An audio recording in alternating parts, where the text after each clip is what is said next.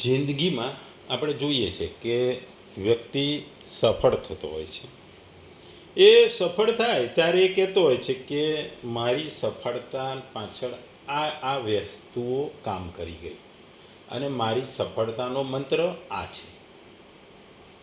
જિંદગીમાં દરેક જગ્યાએ કોઈ પણ સ્ટેજમાં કોઈ પણ વખતે તમારે સફળતા માટે અથવા સક્સેસ માટે અથવા તમારે સૌથી ટોચના સ્થાને પહોંચવા માટે તમારે એક મંત્ર અજમાવવો પડે. એ તમારી સફળતાનો મંત્ર હોય છે.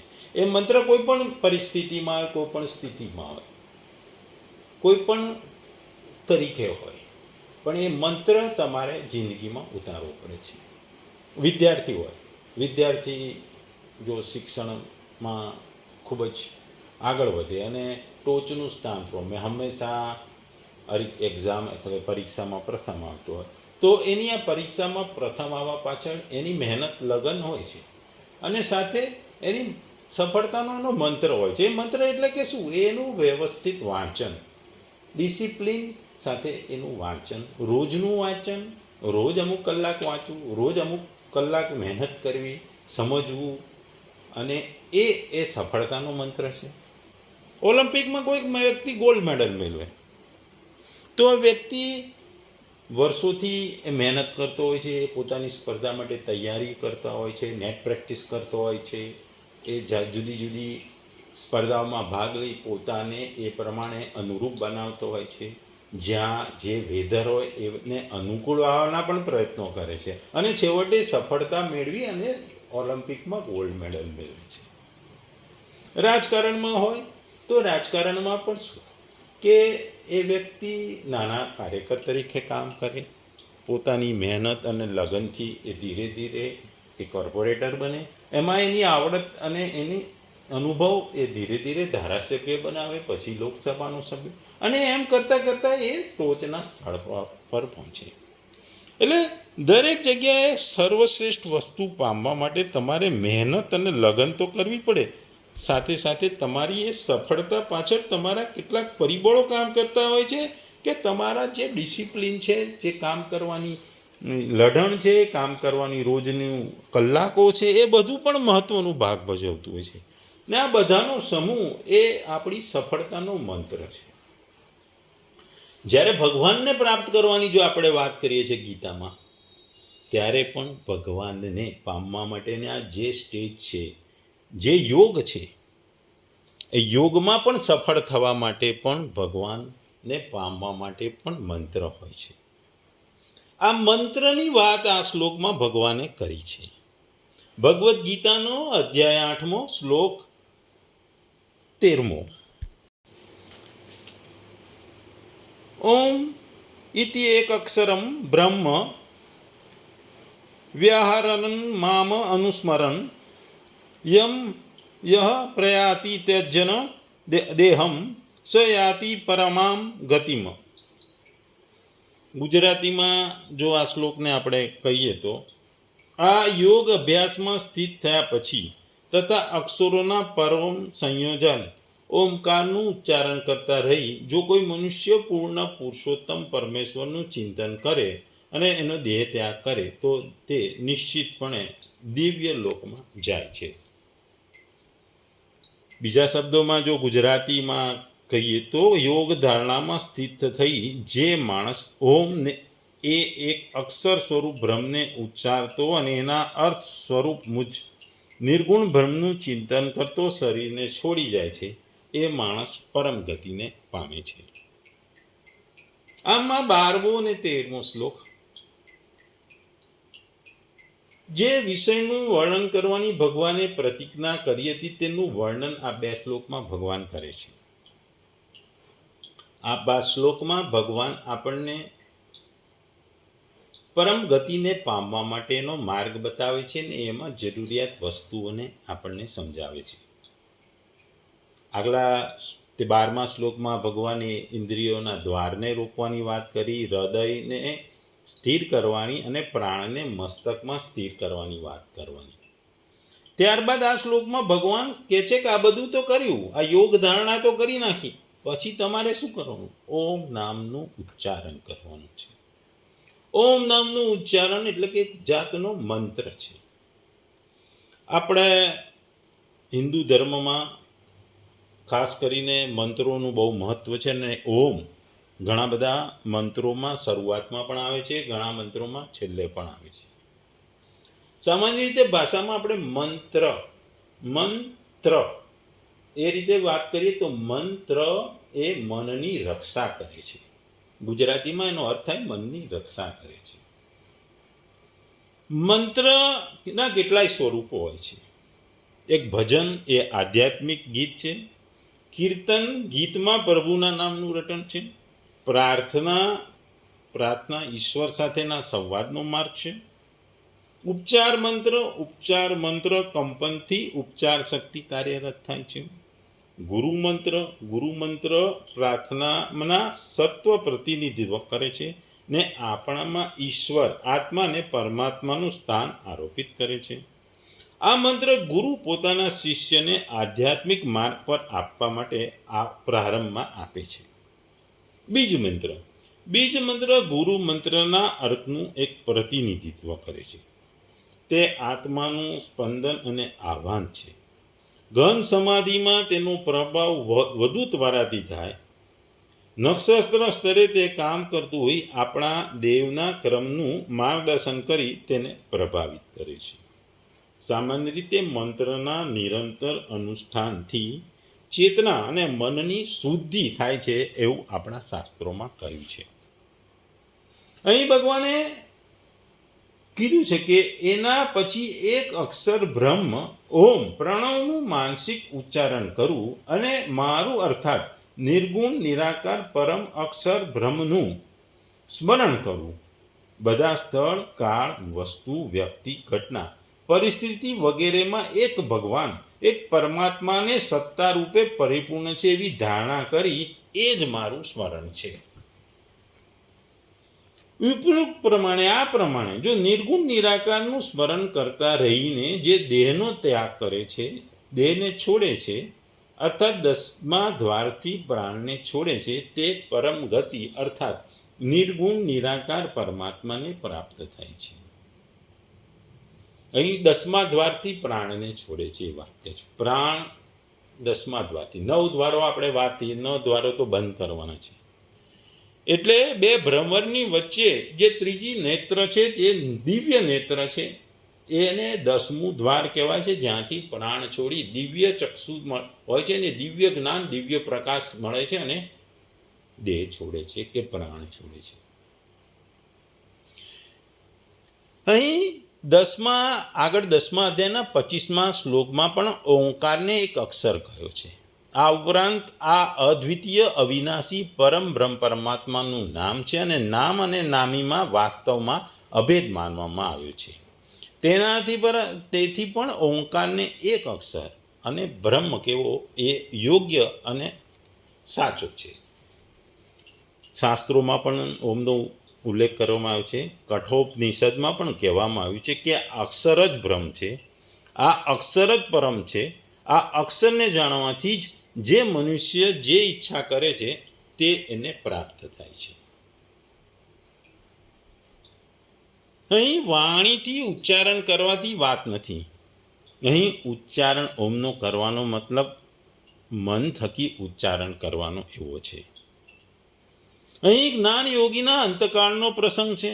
તેથી મામપદ સચ્ચિદાનંદન નિર્ગુણ નિરાકાર બ્રહ્મનું વાચક છે. 4થા શ્લોકમાં આ શરીરમાં અધિયજ્ઞ હું જ છું એ કથનથી ભગવાને જે રીતે અધિયજ્ઞ સાથે પોતાનું એકત્વ બતાવ્યું હતું એ જ રીતે અહીં બ્રહ્મની સાથે પોતાનું એકત્વ બતાવવા માટે મામ શબ્દ વાપર્યો છે. મનથી ઓંકારનું ઉચ્ચારણ અને તેના અર્થ સ્વરૂપે બ્રહ્મનું ચિંતન એ બે કેવી રીતે થાય? તો જોઈએ તો મન વડે બંને કામ એક સાથે અવશ્ય થઈ શકે છે. પરમાત્માના નામ ઓમનું મનથી ઉચ્ચારણ કરતાં તેની સાથે બ્રહ્મનું ચિંતન થઈ શકે છે. તેમાં કશો વાંધો આવતો નથી. મન વડે થતું નામનું ઉચ્ચારણ તો નામીના ચિંતનમાં ઉલટાનું મદદ કરે છે. મહર્ષિ પતંજલિએ પણ કહ્યું છે કે ધ્યાન કાળમાં સર્વિતક સમાધિ સુધી શબ્દ અર્થ અને ત્વદિશય જ્ઞાનનો વિકલ્પ મનમાં રહે છે. તેથી જેનું ચિંતન કરવામાં આવે છે તેના જ વાચક નામનો મનમાં સંકલ્પ રહે છે તે સ્વાભાવિક છે. અને તેઓએ એમ પણ કહ્યું છે તેનું નામ પ્રણવ ઓમ છે. તે ઓમનો જપ કરતાં કરતાં તેનું અર્થ પરમાત્માનું ચિંતન કરવું છે.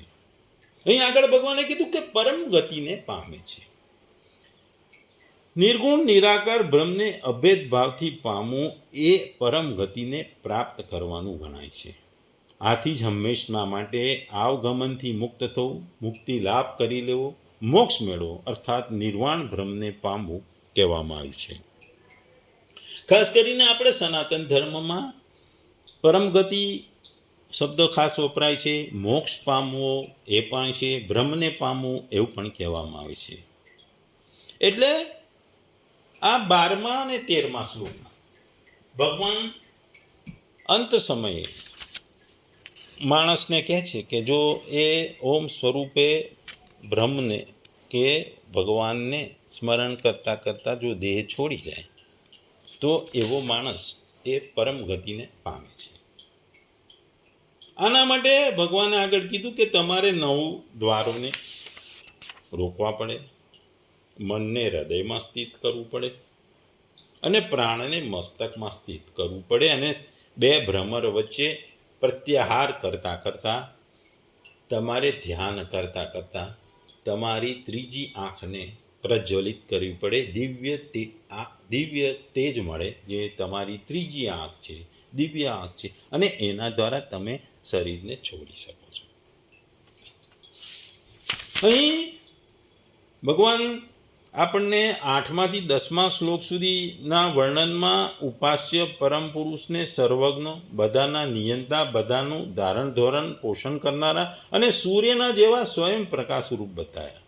આ બધા સર્વવ્યાપી ભગવાનના ગુણો છે, એ દિવ્ય ગુણો છે. પરંતુ 11માથી 13મા શ્લોક સુધીમાં એક પણ એવું વિશેષણ આપ્યું નથી. અહીં નિર્ગુણ નિરાકારનો પ્રસંગ માનવામાં સહેજ પણ વાંધો હોઈ શકે નહીં. તે સિવાય તે પ્રકારના ઉપાસકને ભક્તિયુક્ત કહ્યો છે, જે ભેદોપાસનાનો સૂચક છે તથા તેનું ફળ દિવ્ય પરમ પુરુષની પ્રાપ્તિ બતાવવામાં આવ્યું છે.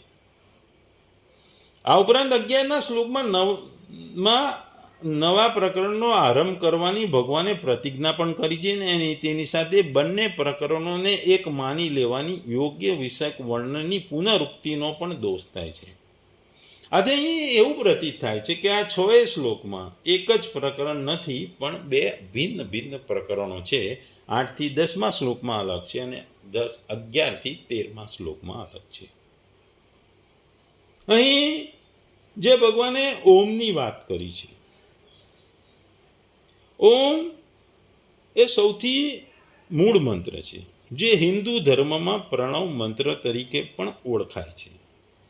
એ બનેલા તમામ મંત્રોનું સ્ત્રોત છે અને આપણા વેદો ઉપનિષદોમાં પણ ઓમનો ઉલ્લેખ છે.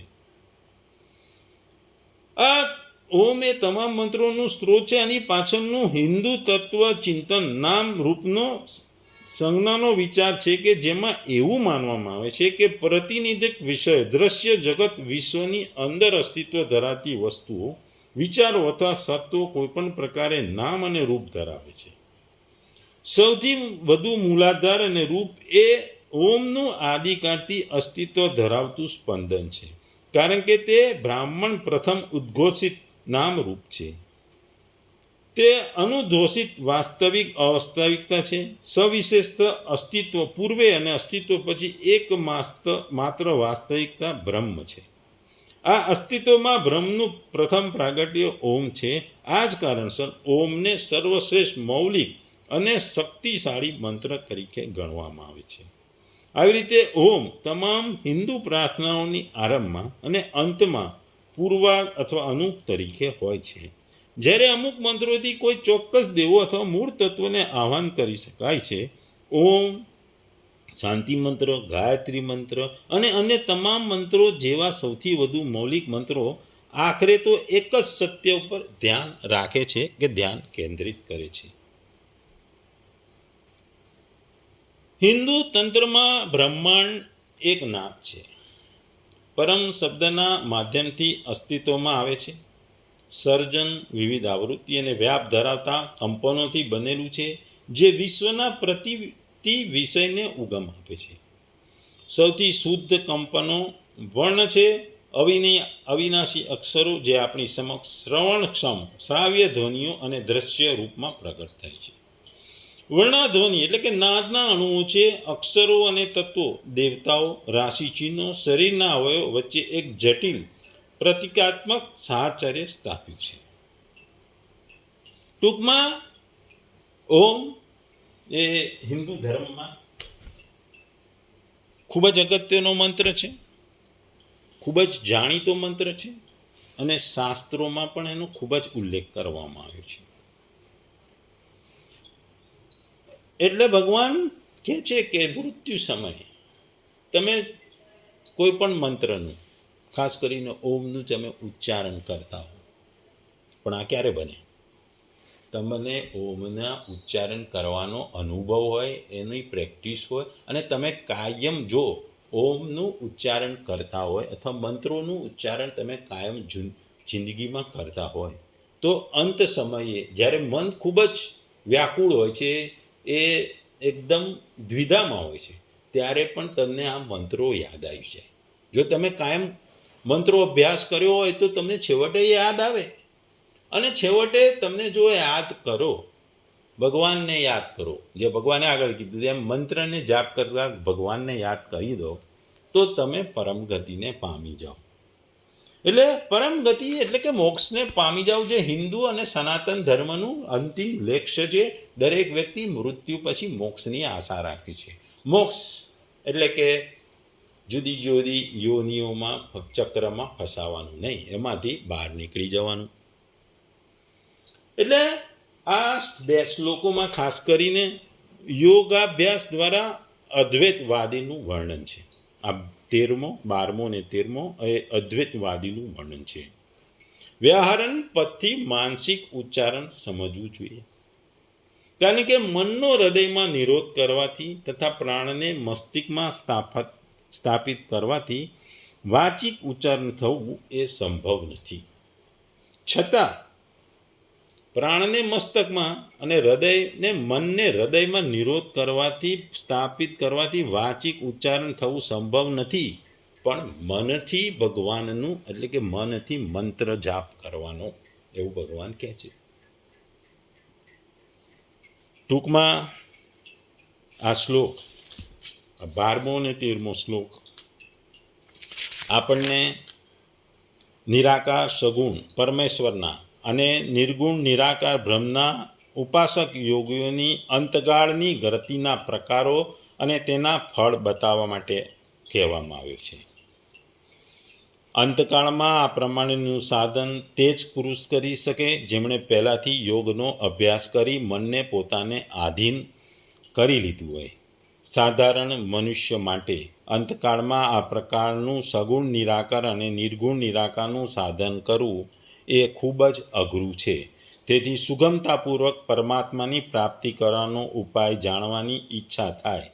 તેથી હવે ભગવાન પોતાના નિત્ય નિરંતર સ્મરણ કરવું એને જ પોતાની પ્રાપ્તિનો સરળ ઉપાય બતાવે છે, આ હવેના શ્લોકમાં કહે છે.